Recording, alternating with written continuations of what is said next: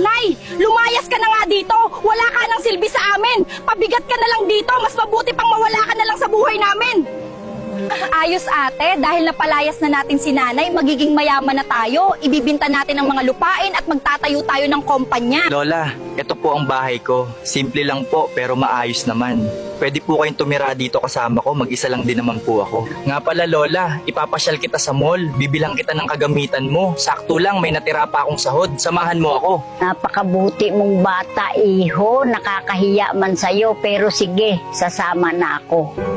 Lola, nandito na po tayo sa mall. Bilhan po kita ng mga damit para mas maayos po ang suot ninyo. Salamat, iho. Sana naging anak na lang kita.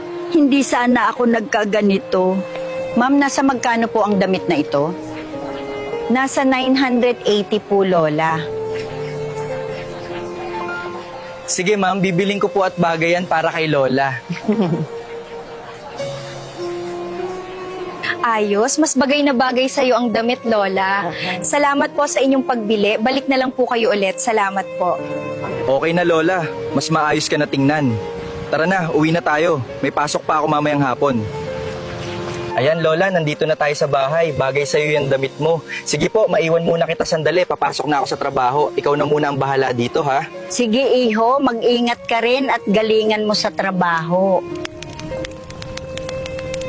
Grabe, dati estudyante lang ako. Ngayon nandito na ako sa loob ng kumpanya. Nagtatrabaho para sa pangarap ko. Hindi man madali, pero kakayanin ko. Ikaw ba si Christian? Pinapapunta ka raw sa office ng ma'am. May kailangan daw siyang ipagawa sa'yo. Puntahan mo na agad, sir. Ganun po ba? Sige po, pupunta na ako ngayon din. Salamat po, Manong Guard. Ikaw ba ang janitor dito sa kumpanya namin?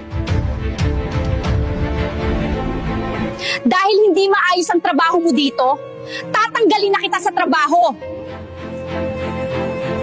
Ma'am, parang awa niyo na po. Bigyan niyo pa po sana ako ng pagkakataon. Kailangan ko lang po talaga ng dagdag na kita ngayon.